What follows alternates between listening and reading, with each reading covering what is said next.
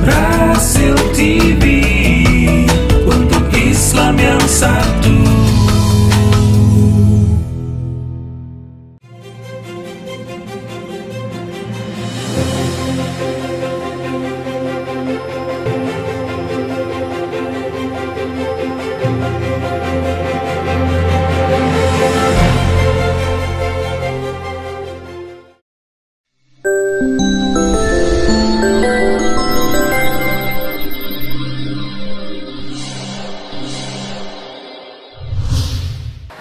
Ya, selanjutnya kepada Bapak Anies Baswedan, Bapak Menteri Pendidikan dan Kebudayaan Republik Indonesia untuk memberikan sambutan.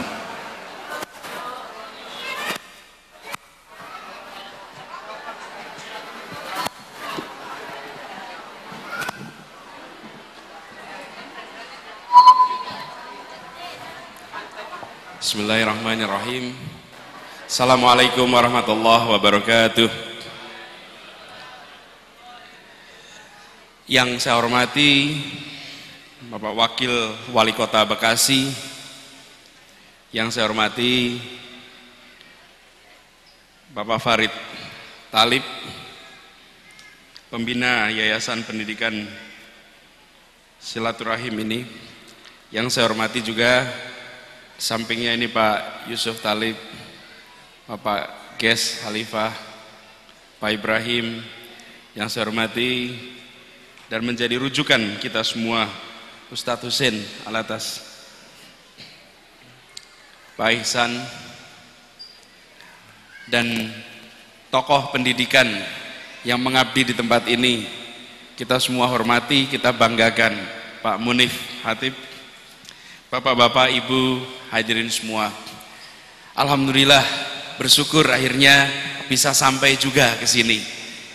Beberapa hari kemarin sempat agak khawatir karena mendadak hari Jumat ada perubahan jadwal. Tapi kalau sudah diniatkan, niatnya semuanya. Kita niat, yang di sini juga niat, Allah memberikan jalannya. Dan alhamdulillah siang hari ini dimudahkan untuk kita silaturahmi. Pertama, saya ingin menyampaikan apresiasi atas nama pemerintah, menyampaikan apresiasi atas kegiatan yang diselenggarakan di Sekolah Islam Terpadu ini. Kenapa itu harus disampaikan? Karena kalau saya dan semua aparatur pemerintah itu memiliki kewajiban konstitusional untuk mendidik. Itu perintah undang-undang. Jadi kalau kita tidak menyelenggarakan pendidikan, itu salah. Dan kalau kita tidak memajukan pendidikan, itu salah, kan itu perintah konstitusi. Tapi bapak-bapak, ibu semua yang berada di sini tidak memiliki tanggung jawab konstitusional untuk melakukan itu. Bapak ibu sekalian memiliki panggilan moral untuk mendidik, untuk menjalankan apa yang diamanahkan oleh konstitusi kita, mencerdaskan kehidupan bangsa. Karena itu atas nama pemerintah saya ingin sampaikan terima kasih dan apresiasi yang sebesar-besarnya.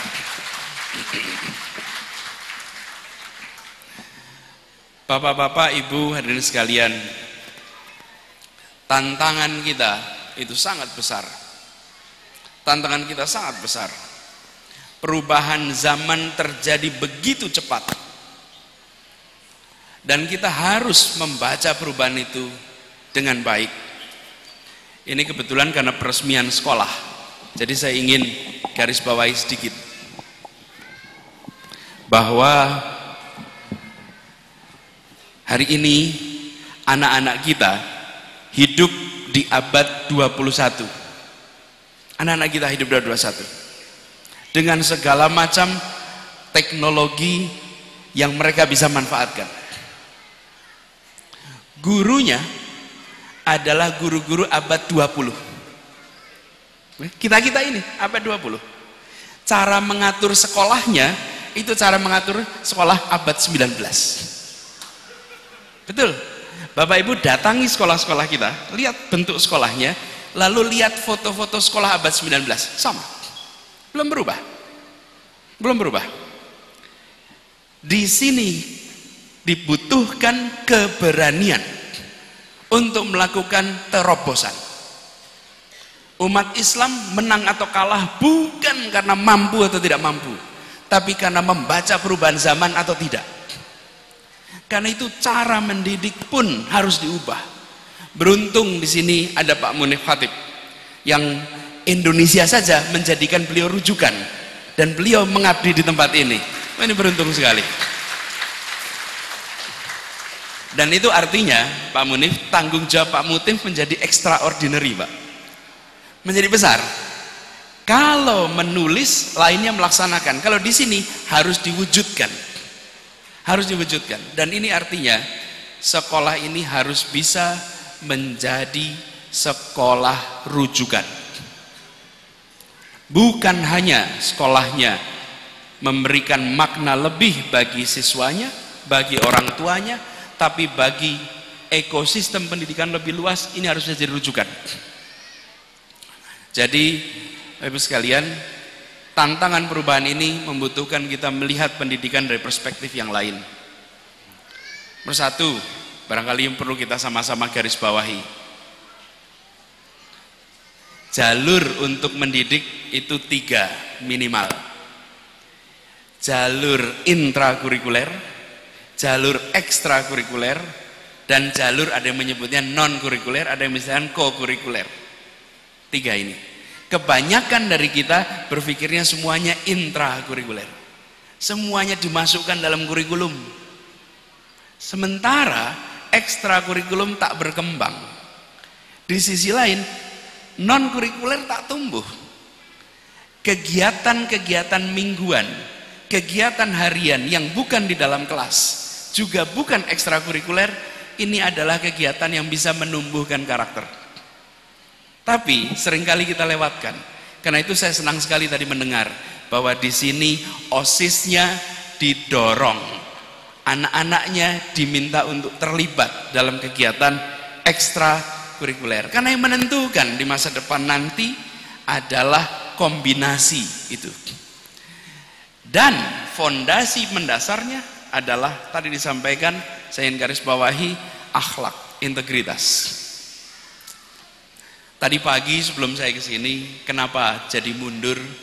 Karena Presiden menerima 500 kepala sekolah seluruh Indonesia yang ujian nasionalnya memiliki indeks integritas tertinggi.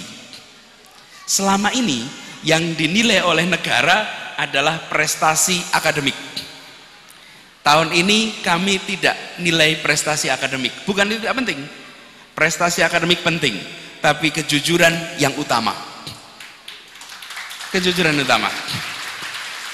Sudah terlalu banyak stok orang-orang cerdas, terdidik, tapi juga terampil dalam memanipulasi. Dan sekolah-sekolah kita tanpa disadari menjadi supplier potensial koruptor. Karena itu sekolah harus memangkas suplai koruptor. Jadi mulai tahun ini kita umumkan 2, prestasi akademik dan prestasi kejujuran. Indeks kejujuran, pertanyaan yang sering muncul, bagaimana kejujuran dihitung? Bagaimana mengukur kejujuran? Kejujuran sulit dihitung. Yang bisa dihitung itu kecurangan. Jadi kita menghitung hasil ujian nasional, dilihat satu sekolah, satu kelas, jawaban samanya berapa persen.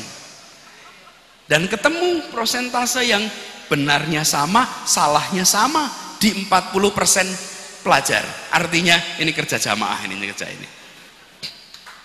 Kerja bersama ini. Jadi cara mengukur kejujuran bukan diukur kejujuran. Kita mengukurnya 0 sampai 100. Angka 100 artinya integritasnya penuh, angka 0 artinya tidak ada integritas. Lalu bagaimana cara mengukurnya? Dihitung prosentase siswa yang jawabannya sama dan polanya sama. Jika ditemukan 20%, maka 100 kurangi 20 ketemu angka 80. Jika angka yang tidak ketemu polanya itu 5, maka ketemu 95. Jadi tadi yang diundang adalah yang tertinggi 500, range-nya dari 92 sampai 99 skornya. Kita tidak tunjukkan angka akademiknya. Dan Presiden kenapa dilakukan hari ini? Supaya satu hari satu paket. Apa satu hari satu paket? Paginya diumumkan sekolah berintegritas, siangnya ketua KPK dilantik. Kenapa ada KPK? Karena ada krisis integritas. Kenapa ada praktek korupsi? Korupsi itu gejala. Penyakitnya integritas. Gejalanya korupsi. Sama seperti gejalanya suhu tubuh panas. Tapi penyakitnya bukan panas. Penyakitnya adalah infeksi di badan kita. Yang harus dibereskan infeksinya. Karena itu, kejujuran harus menjadi kebiasaan. Jika dibiasakan jujur, insya Allah jujur akan menjadi budaya kita. Tapi jika jujur bukan kebiasaan, tidak mungkin. Karena itu gerakan yang mau dibangun bukan hanya gerakan nilai tinggi. Gerakannya adalah jujur berintegritas tinggi. Itu yang harus dikembalikan di sekolah-sekolah kita. Dan Bapak Ibu sekalian, mari kita lihat potret Indonesia hari ini. Lihatlah nama-nama Indonesia yang bisa berperan di dunia internasional. Ustadz Husin, anak orang-orang Indonesia yang berperan di internasional adalah mereka yang integritasnya tak cacat. Kalau punya cacat integritas, tidak bisa tembus internasional, tidak bisa. Hari ini mau jadi wali kota, bupati masih bisa. Kalau ada masalah integritas, tapi masuk internasional tidak bisa. Bapak Ibu sekalian, cari bisnis yang mau dapat investor besar yang bukunya tidak transparan. Gak ada investor mau masuk jika bukunya tak transparan, jika perusahaannya tak berintegritas. Integritas itu adalah mata uang masa depan. Jika anak-anak kita tidak disiapkan dari hari ini tentang pentingnya integritas, maka kita akan ada masalah. Dan dunia pendidikan Islam harus menjadi pembeda. Harus jadi pembeda. Muhammad Abduh di awal abad lalu sempat menulis, datang ke Paris, dia pulang dari sana, dia mengatakan, di sana saya menemukan Islam tapi tidak ketemu Muslim. Di kampung halaman saya ketemu Muslim tapi saya tidak ketemu Islam. Abduh yang mengatakan. Hari ini Bapak Ibu sekalian datang ke Jepang, lalu tinggalkan barang sengaja di taksi, tunggu 2 hari, barang itu kembali. Sementara kita di sini, barang di tangan saja bisa hilang. Di sana barang hilang bisa ketemu. Artinya apa? Pendidikannya berhasil mendidik satu karakter sederhana. Yang ini sering tak kita ajarkan secara serius. Mana milik saya, mana bukan milik saya. Sederhana sekali. Itu bukan kata Anies Baswedan, itu kata Muhammad Hatta. Bung Hatta pernah mengatakan, ajarkan hal yang sederhana. Mana milik saya, mana bukan milik saya. Simple sekali. Tapi kita hari-hari ini menyaksikan semuanya dikatakan hagana, semua milik saya. Semua internet ini punya saya, semua punya saya. Diberikan anggaran bukan untuk saya, bukan untuk negara, dianggap punya saya. Diberi urusan perusahaan, ini punya saya. Sederhana sekali. Supir taksi di negara-negara berintegritas pun sanggup untuk mengatakan ini bukan milik saya kembalikan ke tempat dia tadi berangkat. Ini integritas. Hari ini tantangan kita mengembalikan akhlak itu. Dan kalau bicara akhlak, tolong tarik satu, adalah integritas. Dan soal integritas, ambil rujukan paling sederhana, kepemilikan. Sederhana sekali. Dan itu lewat apa? Kebiasaan. Kita semua menyadari karakter tak bisa diajarkan.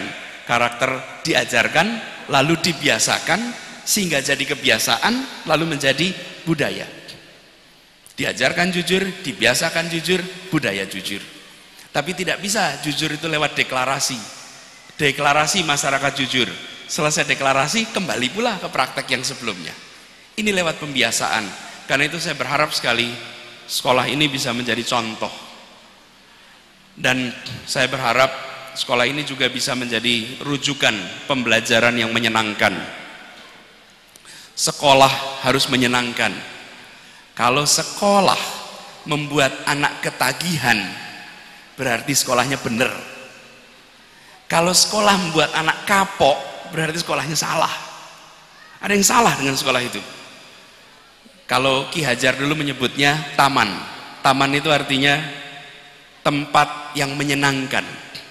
Datang dengan senang hati, berada di sekolah senang hati, pulang berat hati. Gimana anak kita sekarang? Datang sekolah berat hati, di sekolah berat hati, pulang senang hati. Berarti ada masalah di sini. Bapak Ibu sekalian, nampaknya sederhana. Boleh saya izin untuk menggarisbawahi, menyenangkan itu beda dengan bersenang-senang. Beda. Kita dapat pekerjaan berat, tapi dijalaninya dengan rasa senang. Mengapa? Karena ada kepuasan-kepuasan saat menjalani. Di situ seninya mendidik, bukan dibuat ringan, tapi beban yang diberikan itu beban yang buat menantang dan membawa kebahagiaan. Belajar menjadi sesuatu yang menyenangkan, karena tujuan kita membuat anak-anak kita jadi pembelajar. Ada seorang ahli masa depan yang mengatakan, di abad 21 yang disebut sebagai illiterate, buta aksara, itu bukan orang yang tidak bisa baca tulis di abad 21, tapi orang yang tidak bisa belajar, lalu unlearn, lalu relearn. Ini bahasa Indonesianya apa nih Pak? Unlearn itu apa? Mengubah yang sudah dipahami, kemudian menerima metode baru, pemahaman baru. Learner, unlearn, relearn. Kenapa? Karena kita harus cepat menghadapi perubahan itu. Bapak Ibu sekalian, 15 tahun yang lalu tidak membayangkan ada HP yang bisa seperti sekarang. Jadi kita dulu belajar pakai telepon, habis itu muncul HP, belajar menggunakan HP dan melupakan cara menggunakan telepon. Sebentar lagi ada teknologi baru lagi, kita harus belajar baru lagi. Perubahan datang begitu cepat. Karena itu Ibu sekalian, penting bagi kita untuk memberikan fondasi karakter, fondasi keterampilan dalam belajar. Jadi sekolah ini saya berharap di bangunan yang baru itu benar-benar bisa menjadi sekolah abad 21. Sekolah yang mengantarkan anak-anaknya untuk maju ke depan. Dan izinkan anak-anak kita, tadi di depan anak-anak SMA, SMP, kalau mereka usianya 15 tahun,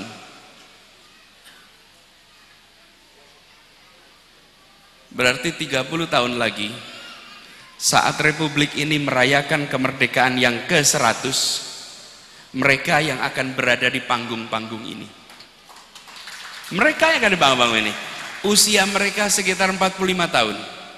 Kira-kira sama usia saya. Mereka 30 tahun yang lalu, saya SMA kelas 1. Sama. 30 tahun kemudian kita-kita yang akan mendapatkan tanggung jawab. Ada anak ini. Karena itu pesan, kalau boleh saya berpesan atas nama pemerintah, jangan melihat mereka sebagai anak kecil, tapi pandanglah mereka sebagai wajah masa depan Indonesia. Dan Bapak Ibu guru yang mengajar di sini, Bapak Ibu guru mendapatkan amanah yang tidak dimiliki orang lain. Bapak Ibu mewakili kita semua, mendidik anak-anak untuk menang di masa depan. Tumbuhkan pada mereka kesadaran, mereka bukan hanya hebat di Indonesia, mereka harus hebat melihat dunia. Mereka wawasannya harus global, apalagi ini sekolah Islam terpadu. Globalisasi pertama itu yang membangun umat Islam, dari Maroko sana sampai Maluku. Bahasa internasionalnya bahasa Arab, itu dari Maroko sampai Maluku. Perdagangan dikuasai semua. Sebelum Barat punya globalisasi, umat Islam sudah menjadi globalisasi. Karena itu umat Islam harus percaya diri melihat dunia. Pasang peta dunia di tiap kelas dan tunjukkan pada anak-anak itu bahwa saya berprestasi bukan hanya level Bekasi, bukan hanya level nasional, tapi berprestasi di level internasional. Tumbuhkan itu dari sekarang. Biar mereka memiliki wawasan yang global. Lalu berpikirnya bukan menangkis pengaruh asing, berpikirnya adalah mempengaruhi dunia. Karena beda sekali menangkis pengaruh asing dan pengaruhi dunia. Mengenai pengaruh asing itu pandangannya takut sama dunia. Umat Islam harus menjadi pemberani. Dan itu artinya mewarnai dunia. Dan itu artinya menunjukkan contoh-contoh. Hari ini Bapak Ibu sekalian, cari negara-negara Islam. Lalu cari negeri mana yang pendidikannya tercermin dalam perilaku masyarakatnya.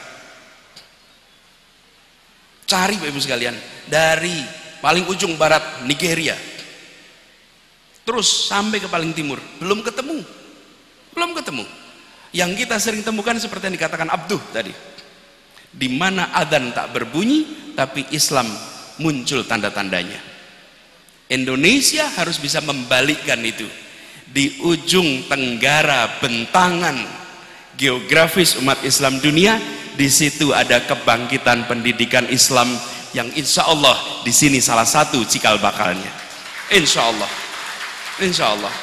Dan biarkan dunia menengok ke tempat ini. Bapak Ibu sekalian, sedikit saya tambahkan, Bapak Ibu sekalian, dunia itu terpesona dengan Indonesia, tapi Indonesia sering memangkas percaya diri kita sendiri.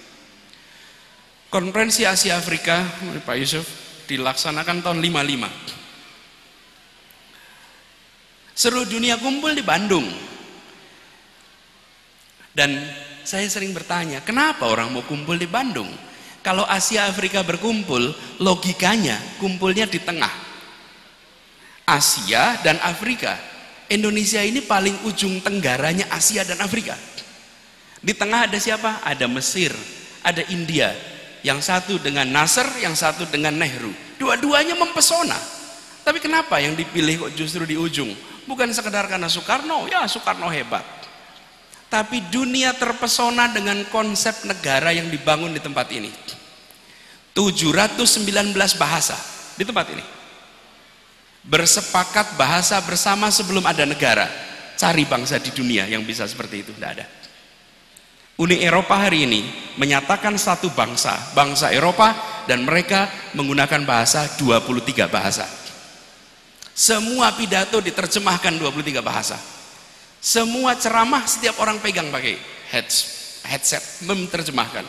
Indonesia melakukan itu. Yang kedua, dibangun negara yang semua orang sejajar. Kalau tidak seperti itu, karena itu Bung Karno sering merasa tidak nyaman dengan Malaysia. Pemimpin Indonesia sering tidak nyaman dengan Malaysia. Kenapa? Karena di Indonesia kita bukan saja mengusir kolonialisme, tapi meniadakan feodalisme. Ada 138 kesultanan kerajaan di seluruh Indonesia. Dan lalu dikatakan semua diakui sebagai warisan budaya, tapi bukan sebagai entitas politik. Bayangkan kalau jadi entitas politik, pilkada serempak kemarin seperti apa? Ada 138 kerajaan yang masing-masing maju. Enggak. Dan siapa saja bisa jadi gubernur, siapa saja bisa jadi wali kota. Cari tetangga kita Pak, Malaysia tidak mungkin, Singapura tidak mungkin, Thailand tidak mungkin, lihat Filipina tidak mungkin. Anda harus anak seseorang untuk bisa mendapatkan posisi publik. Wih, dunia terpesona dengan kita, tapi kita sering melupakan kesempatan emas itu. Saya pas lagi konferensi Asia Afrika dapat tugas menemani seorang kepala negara yang datang dari Afrika Selatan. Lalu dia cerita, Nelson Mandela mengirimkan utusan ke sini karena dia tidak bisa berangkat. Jadi dikirimkan beberapa orang untuk datang. Ini yang cerita dari Afrika Selatan. Lalu pesannya adalah datang ke Bandung dan pelajari apa yang membuat Indonesia bisa seperti ini. Di mana pesona gagasannya itu melampaui wilayah teritori. Dan kalau Bapak Ibu berinteraksi dengan orang Afrika, mereka di dalam banyak program mengatakan the spirit of Bandung. Spirit of Bandung. Tapi yang menarik, sekalian, yang menarik, Bapak Ibu buka koran-koran bulan April tahun 55 di Indonesia. Apa kata koran-koran itu tentang konferensi Asia Afrika? Semuanya kritik. Semuanya mengatakan hamburan uang.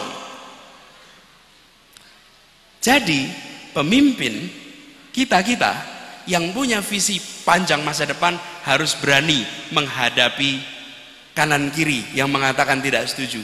Bila saat itu mengatakan dah nggak usah saja demi bebas kritik, maka Indonesia tidak jadi inspirasi dunia.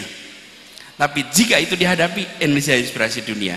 Saya sampaikan ini dalam konteks pendidikan Islam yang hari ini kita katakan sebagai tradisi, dulunya adalah terobosan. Dan pada saat itu terobosan, dulunya pasti mengundang kritik. Yang hari ini dilakukan terobosan pasti mengundang kritik. Tapi bila terbukti efektif, dia akan menjadi tradisi.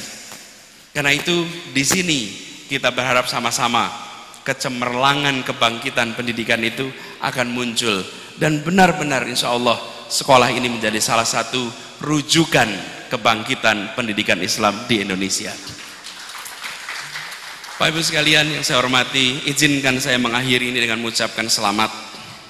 Insya Allah ini menjadi salah satu awal yang baik, dan insya Allah ini akan mengantarkan kita semua pada fase keberhasilan berikutnya.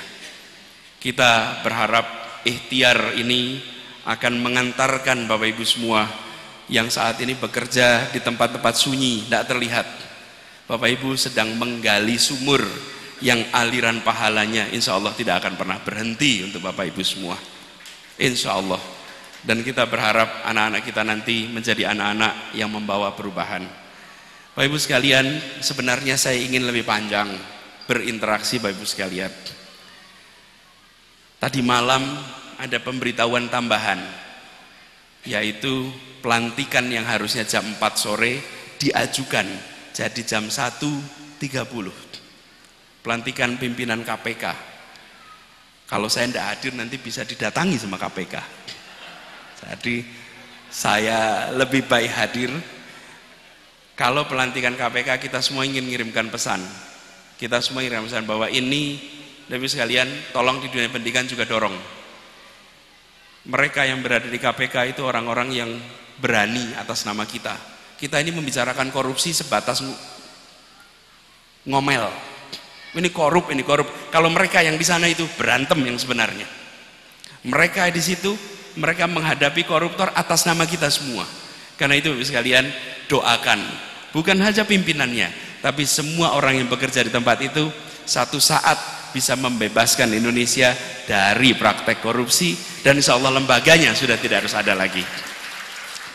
Mohon maaf bila ada yang salah, dan insya Allah silaturahmi ini kita teruskan di waktu-waktu yang akan datang. Terima kasih. Assalamualaikum warahmatullahi wabarakatuh.